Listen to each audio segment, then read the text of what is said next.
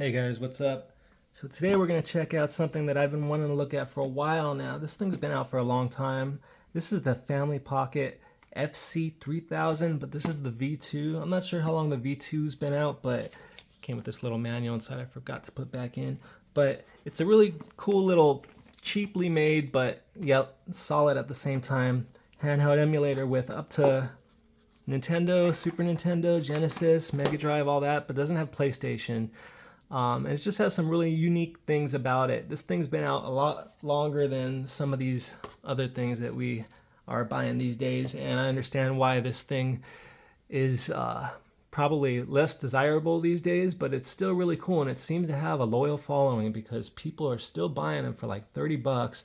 I was able to get this one for 17, and that's why I finally popped on it, because I've been wanting one for a while, and I've been holding off on it because I couldn't justify the price. And finally, when I saw the sale, I just decided to pop on it to do a video on this channel.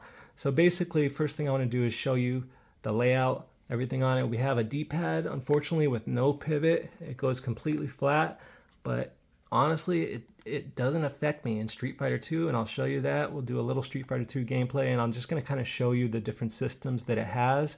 And another cool feature that kind of cool, something unique about it that is just something that the other handhelds don't have, and I'm not sure you would want, but it's just kind of cool. This thing is something you could give to a kid and not worry about dropping. It doesn't have a glass screen.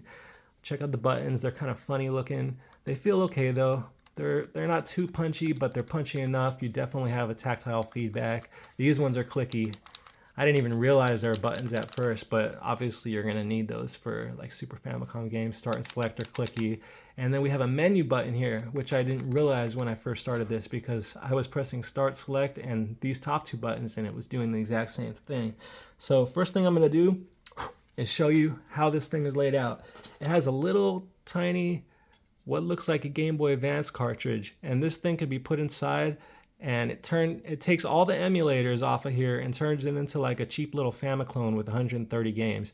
I'll show you what that's like at the end and how the battery system works in this. It uses the Nokia BL5C type battery, but you can also use 3 AAAs instead. So I thought that was kind of cool. We have our on and off switch right here and our volume right there. So let's just turn it on and check it out. Let me try to zoom in for you guys. See, it turns on really quick. Kind of reminds me of like the SF2000 or some of those systems that just, they don't need much to get started. So here we are. I don't hear any background music or anything like that, just the noise when you move back and forth, and I don't think there's an option to turn that off. Battery's halfway, and it is a BL5C battery, so that's probably meaning that there's not much life left in this thing, maybe an hour, I don't know, depends on what I'm playing. But so we'll go through the different systems and see the count of games each one has. Then we'll test the D-pad out with some Street Fighter or something, maybe do a platformer, and I'll show you what I'll pop this back off and show you what it's like with that cartridge slot and the battery slot back there. So it's just kind of cool. It's a unique little device that I would recommend for someone if they wanted something quirky and just, they're collectors like I am at this point, and you got the money to spare, and if you can get it for under 20 bucks, then I think it's cool. So basically, let's start here and just see the game count. NeoGeo, 92 games. We're not going to go through all the games, but the games are in there.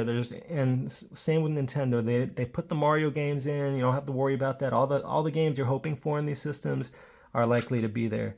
This is CPS 1, so there's no MAME or CPS 2 or 3 or Final Burn Alpha, but you do have CPS 1, and we have 32 games. Basically, the same ones you would see in any other CPS 1 folder. Super Famicom or Super Nintendo, and here we got a lot of games. 1456, it's already on Street Fighter waiting for me. And all the images are Contra for whatever reason. They just have that Contra for whatever on Street Fighter. Some of the other ones are different. Back out. Mega Drive or Genesis, we have, see, and here the art changes. For some reason in Super Nintendo, it's just Contra. 943 games for Mega Drive or Sega Genesis. Famicom or Nintendo, we have 994 games, and there's our Mario games right on top. Look at that, 1, 2, and 3 right there. Turtles. So, yeah, I'm curious. We got, you know what, I'm not going to go through them all right now. They're in there. I'm confident they're in there. So Game Boy Color, or yeah, Game Boy Color, we have 417 games. And there's Mario Golf, Mario Tennis, Mary and Kate. And we have Game Boy right here. Unfortunately, the Game Boy Color and Game Boy games aren't going to be scaled perfectly. I think they can be with that custom firmware. And they're going to be black and white, but no big deal. This is just a fun little cheap device.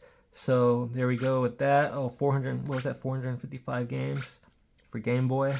Sega Master System, 363 games. And if anybody plays Sega Master System and has any recommendations for me, let me know. This is a system that I have yet to even, you know, I've probably played a couple games here and there, but I don't have much experience with it. And I'd like to see what it is that people like on it, what games are loved by those who do remember playing it back in the day. Sega Game Gear, and here we have 195 games. And we have the SG-1000, which is another one I have no experience with, and this has 53 games. So from here, all right, basically I showed you the buttons and how things work. I'm just gonna go into Street Fighter. Let's just play a couple rounds, or maybe 1 or 2 rounds, Street Fighter, and then okay, start to run. And then after that, I'll jump into like Mario Brothers or something, see if the D-pad works all right. And then we'll check out that funny little cartridge that you'll probably never want to really use, but maybe if you want to let your kid play it and you don't want them to mess up the emulators or any of your save states, you throw this in it, and none of this is accessible, so it's kind of a cool feature. All right, so I'm going to go in here and map my buttons real quick. Okay, so we got Y.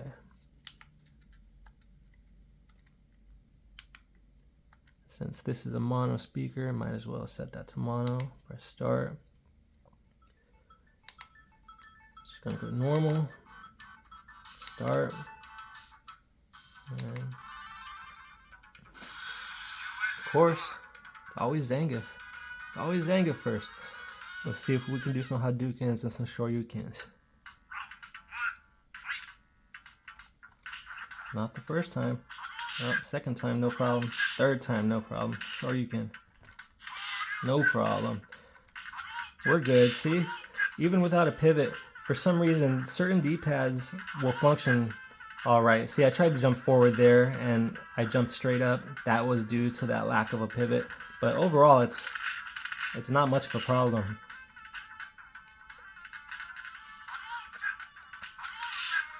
Let's try to get a couple more Shoryukens in. So yeah, the Family Pocket V2, the FC3000 V2. It's the box one more time. I don't know if I showed the whole thing. I'm zoomed in right now, so it has AV out too, so you can play it on a monitor if you have if you have the RCA cable. It comes with the RCA cables, but or whatever you call those cables, but I'm actually going to test that pretty soon too, because I bought an adapter, an HDMI adapter, so I can play some of these handheld systems on my monitor and see how they look. Let's do one more round.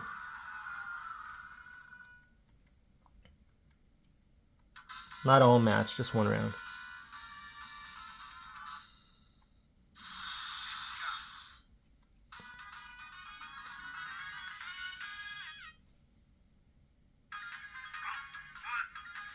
I haven't done any spin kicks yet. That worked.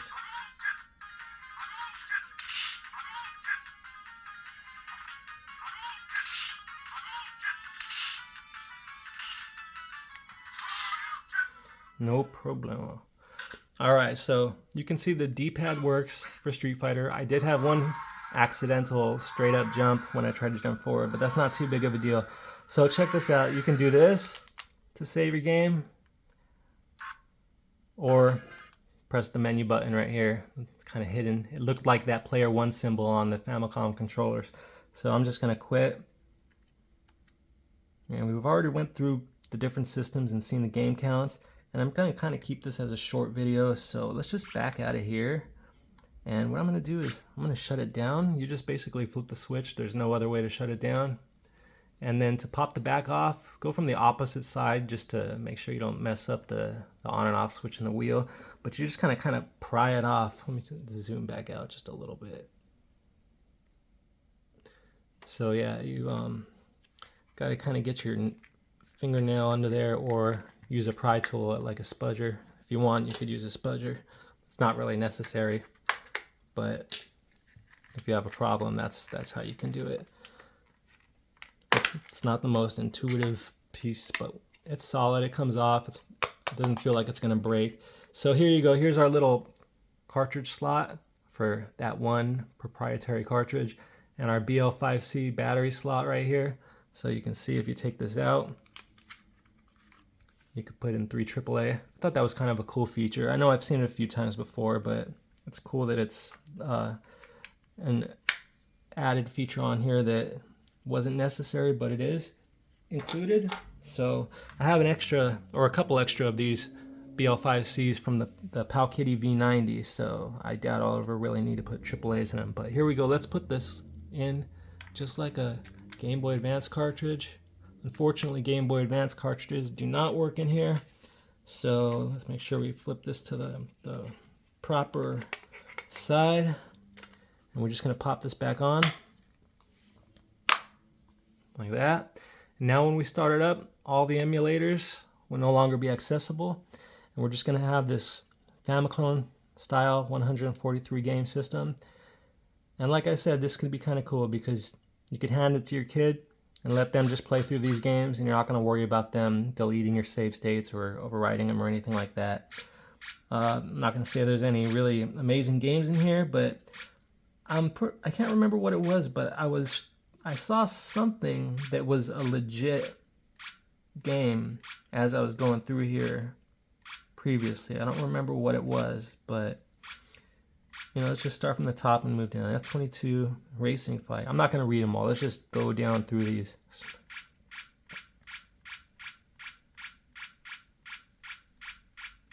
I'm going to bring that volume down a little.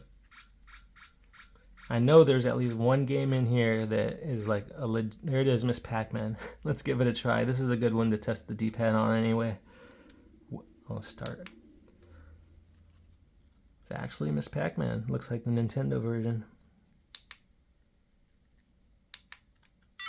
Woo! Wow, okay, so yeah, the pivot was a little bit of an issue there. But still, come on, this is cool.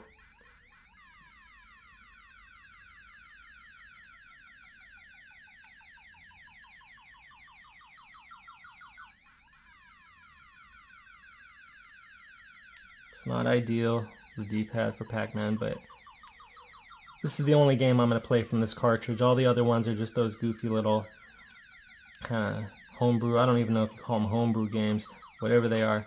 But anyway, guys, I think that's it. I think I'm going to call it with this right here. Just wanted to show you guys it because I've been curious about it for a while, and now my curiosity is fulfilled. And with that, thanks for watching, guys. Peace.